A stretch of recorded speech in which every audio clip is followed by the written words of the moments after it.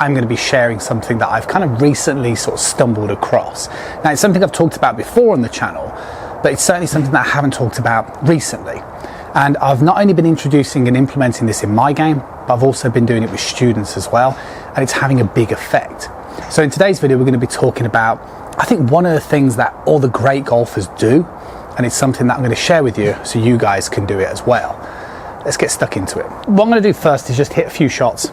Now, I'm going to pick up some data and share that with you a little bit on Flight Scope and hitting range balls. So there is going to be a loss of distance on these.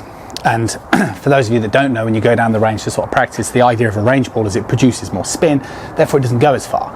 So rarely, you know, you'll have a driving range which is like 350, 400 yards long. Like here, we're sort of capped out at about 270. So if we're hitting real balls, a lot of good golfers would sort of knock the ball over the back of the field all the time. So that's why driving ranges implement range balls that produce more spin. So therefore you will see higher spin rates and also less distance, but it's comparable. And I'm just hitting a 6-iron, and I'm just going to hit a few shots first to get sort of warmed up, and then I'll kind of share with you very quickly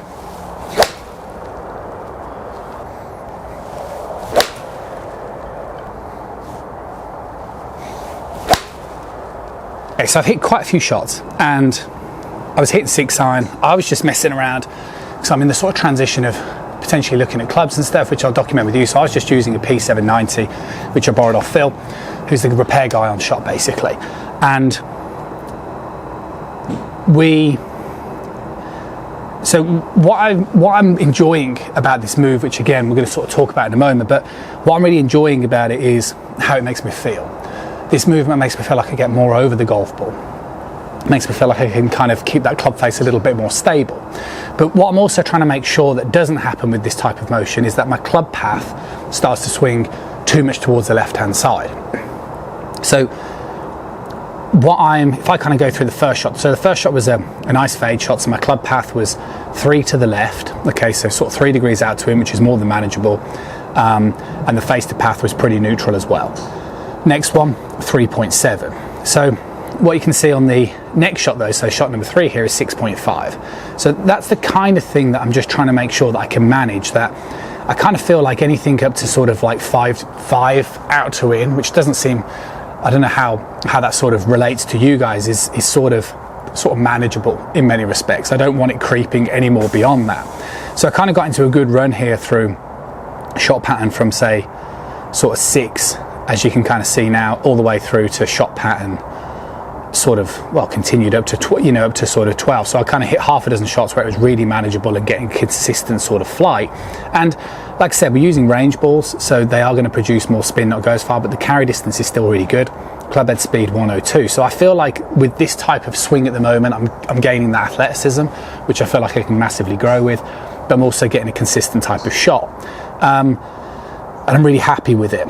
Now, the other thing that I'm sort of monitoring is my V plane. Okay, now what I'm basically looking for in the V plane is that it doesn't get too sort of high. So we can kind of see again 50, 50, well 51, 51, 52, 54, 56, a little bit more, and then it kind of shallows out a little bit. So from a numbers perspective and from a 6-iron sort of dispersion perspective, I'm really happy with what I'm producing. It feels really good. And now I'm going to share with you exactly what it is that I'm kind of working on. When we look at some of the great golf swings, one of the things that we always tell between, say, a great golf swing and more of an amateur type swing is where they are at impact. And, you know, I kind of mimic here a maybe pretty typical amateur where you sort of end up standing up a little bit and look a little more like this at impact, and from a face-on perspective you kind of stand up a little bit and look a little more like this at impact, and from a side-on perspective the pro would look more this way. So they look a lot lower to the ground. That sort of trail elbow looks tucked in towards that trail hip, and there's like a decent amount of sort of tilt. Shoulders look nice and square, and it looks like they're shooting down the target line.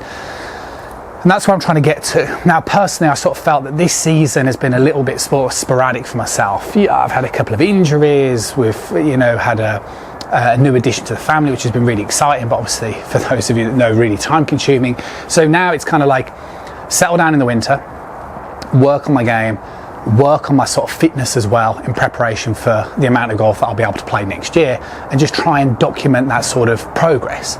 So I'm not suggesting that I'm going to go and play, you know, loads and loads of events, but what I am going to be doing is showing you guys the progress. And I think the cool thing about the winter is how I'm making these changes, which I'm going to sort of allude to as well.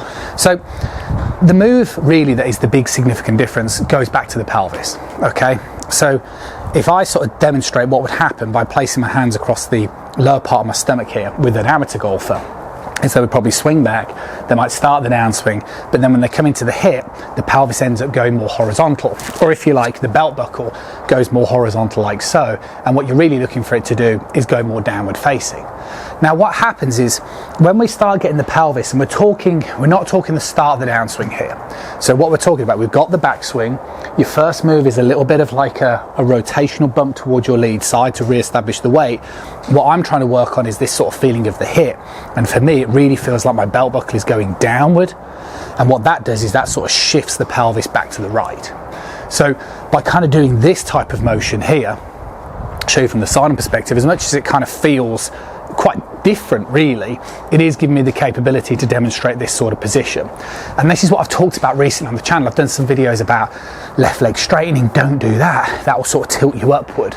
You know, I want you to try and feel like you stay a lot sort of lower down in towards this sort of impact area, because yeah, the hit is an extension, but that's going to kind of happen. I want you guys to get with me and really down here and get this nice feeling of smothering the ball.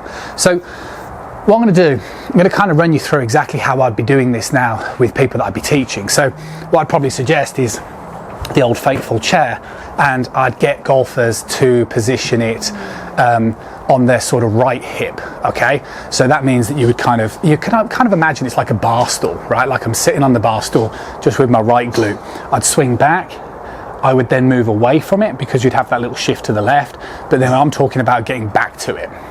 Now when you come back to it, it's about staying downward as well, not trying to sit back and upward, you know, like some sort of contort, you know, weird leaning back motion. So that'd be one of the things I'd be doing with somebody, and just trying to encourage this feeling of going sort of down and left. Now you start messing around with that and you'll feel like, oh yeah, okay, that's different. Alarm bells will be ringing. You'll be like, yeah, but isn't that too sort of steep and over the top?